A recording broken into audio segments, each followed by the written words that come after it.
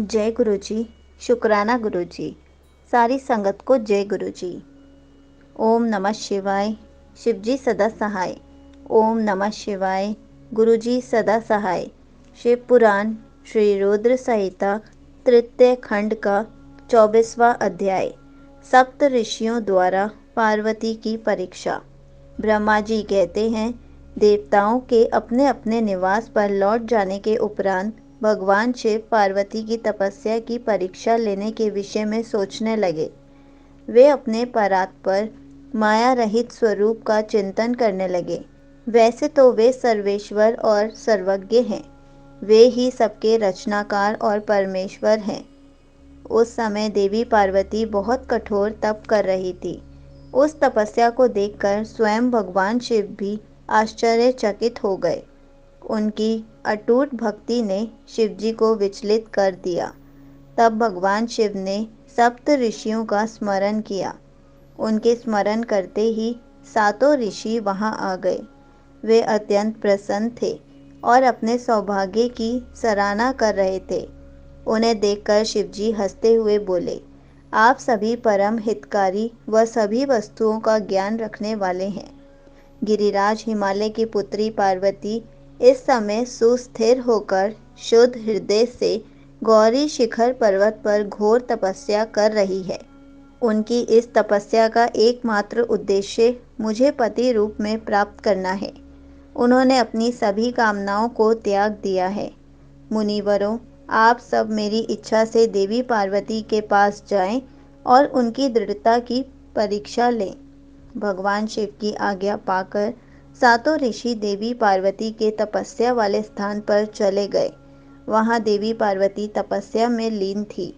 उनका मुख तप पुंज से प्रकाशित था। उन उत्तम व्रतधारी सप्त ऋषियों ने हाथ जोड़कर मन ही मन देवी पार्वती को प्रणाम किया। तत्पश्चात ऋषि बोले, हे देवी गिरिराज नंदिनी, हम आपसे यह जानना चाहते हैं कि आप किस लिए यह तपस्या कर रही हैं।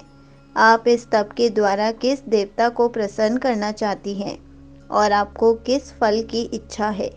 उन सप्त ऋषियों के इस प्रकार पूछने पर गिरिराज कुमारी देवी पार्वती बोली, मुनीश्वरों, आप लोगों को मेरी बातें अवश्य ही असंभव लगेंगी।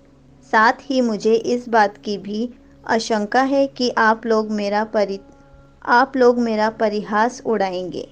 परंतु फिर भी जब आपने मुझसे कुछ पूछा है तो मैं आपको इसका उत्तर अवश्य दूंगी। मेरा मन एक बहुत उत्तम कार्य के लिए तपस्या कर रहा है। वैसे तो यह कार्य होना बहुत मुश्किल है, तथापि मैं इसकी सिद्धि हेतु पूरे मनोयोग से कार्य कर रही हूँ। देवर्षि नारद द्वारा दिए गए उपदेश के अनुसार मैं भगवान शिव की पति रूप में प्राप्त करने के लिए उनकी तपस्या कर रही हूँ।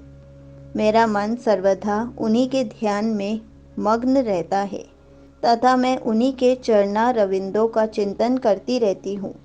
देवी पार्वती का यह वचन सुनकर सप्त ऋषि हंसने लगे और पार्वती को तपस्या मार्ग से निवृत्त करने के उद्देश्य से मिथ्या वचन बोलने लगे।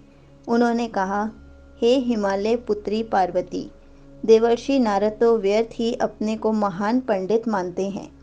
उनके मन में क्रूरता भरी रहती है। आप तो बहुत समझदार दिखाई देती हैं। क्या आप उनको समझ नहीं पाई? नारद सदैव छल कपट की बातें करते हैं। वे दूसरों को मोह माया में डालते रहते हैं। उनकी बातें मानने से सिर्फ हानि ही होती है। प्रजापति दक्ष के पुत्रों को उन्होंने ऐसा उपदेश दिया कि वे हमेशा के लिए अपना घर छोड़कर चले गए। दक्ष के ही अन्य पुत्रों को भी उन्होंने बेघर कर दिया और वे भिखारी बन गए। विद्याधर चित्रकेतु का नारद ने घर उजाड़ दिया। प्रहलाद को भक्ति मार्ग पर चलवाकर और उन्हें अपना शिष्य बनाकर उन्होंने हिरण्यकशिपु से प्रहलाद पर बहुत से अत्याचार करवाए। मुनि नारद सदैव लोगों को अपनी मीठी मीठी वाणी द्वारा मोहित करते हैं, फिर अपनी इच्छा अनुसार सबसे कार्य करवाते हैं। वे केवल शरीर से ही शुद्ध दिखाई देते हैं, जबकि उनका मन मलिन और कलेश युक्त रहता है। वे सदैव हमारे साथ रहते हैं, इसलिए हम उन्हें भली भांति जानते और पहचानते हैं। हे देवी, आप तो अत्यंत विद्वान और परम ज्ञानी जान पड़ती हैं। भला आप कैसे नारद के द्वारा मूर्ख बन गईं? देवी, आप जिनके लिए इतनी कठोर तपस्या कर रही हैं, वे भगवान शिव तो बहुत उदासीन और निर्विकार हैं। वे सदैव काम के शत्रु हैं। हे पार्वती, आप थोड़ा विचार करके देखो कि आप किस प्रकार का पति चाहती हैं। आप मुनि नारद के बहकावे में ना आए। भगवान शिव तो महानिर्लज, अमंगल रूप, काम के परम शत्रु, निर्विकारी, उदासीन, कुल से हीन, भूतों व प्रेतों के साथ रहने वाले हैं। भला इस प्रकार का पति पाकर आपको किस प्रकार का सुख मिल सकता है? नारद मुनि ने अपनी माया से तुम्हारे ज्ञान और विवेक को पूर्णतया नष्ट कर दिया है और तुम्हें अपनी छल कपट प्रपंच वाली बातों से छला है। देवी, कृपया आप यह सोचें कि इन्हीं शिव शंकर ने परम गुणवती सुंदर दक्ष पुत्री सती के साथ विवाह किया था। उस बेचारी को भी उनके साथ अत्यंत दुख उठाने पड़े। भगवान शिव सती को त्याग कर पुनः अपने ध्यान में निमग्न हो गए। वे सदा अकेले और शांत रहने वाले हैं। वे किसी स्त्री के साथ निर्वाह नहीं कर सकते। तभी तो देवी सती ने इसी दुख के कारण अपने पिता के घर जाकर अपने शरीर को योगाग्नि में जलाकर भस्म कर दिया था। हे देवी, इन सब बातों को यदि आप शांत मन से ध्यान लगाकर सोचें तो पूर्णतया सही पाएंगी। इसलिए हम आपसे यह प्रार्थना करते हैं कि आप यह तपस्या कर शिवजी को प्रसन्न करने का हठ छोड़ दें और वापस अपने पिता हिमालय के घर चली जाएं। जहाँ तक आपके विवाह का प्रश्न है, हम आपका विवाह योग्य वर से अवश्य करा देंगे। त्रिलोकी में सबसे योग्य पुरुष वैकुंठ के स्वामी लक्ष्मीपति श्री हरि विष्णु हैं। वे तुम्हारे अनुरूप ही सुंदर एवं मंगलकारी हैं। उन्हें पति के रूप में प्राप्त करके आप सुखी हो जाएंगी। अतः देवी, आप भगवान शिव को पति रूप में प्राप्त करने के इस हठ को त्याग दें। सप्त ऋषियों की ऐसी बातें सुनकर साक्षात जगदम्बा का अवतार देवी पार्वती हंसने लगी और उन परम ज्ञानी सप्त ऋषियों से बोली, हे मुनीश्वरों, आप अपनी समझ के अनुसार सही कर रहे हैं, परंतु मैं अपने दृढ़ विश्वास को त्याग नहीं सकती। मैं गिरिराज हिमालय की पुत्री हूँ। पर्वत पुत्री होने के कारण मैं स्वाभाविक रूप से कठोर हूँ। मैं तपस्या से घबरा नहीं सकती। इसलिए हे मुनिगणों, आप मुझे रोकने की चेष्टा ना करें। मैं जानती हूँ कि देवर्षि नारद ने जो उपदेश मुझे दिया है और शिवजी की प्राप्ति का साधन जो मुझे बताया है, वह असत्य नहीं है। मैं उसका पालन अवश्य करूँगी। यह तो सर्वविदित है कि गुरुजनों का वचन सदैव हित के लिए ही होता है। इसलिए मैं अपने गुरु नारद जी के वचनों का सर्वथा पालन करूँगी। इससे ही मुझे दुखों से छुटकारा मिलेगा और सुख की प्राप्ति होगी। जो गुरु के वचनों को मिथ्या जानकर उन पर नहीं चलते, उन्हें इस लोक और परलोक में दुख ही मिलता है। इसलिए गुरु के वचनों को पत्थर की लकीर मानकर उनका पालन करना चाहिए। अतः मेरा घर बसे या ना बसे, मैं तपस्या का यह पथ नहीं छोड़ूंगी। हे मुनीश्वरों, आपका कथन भी सही है।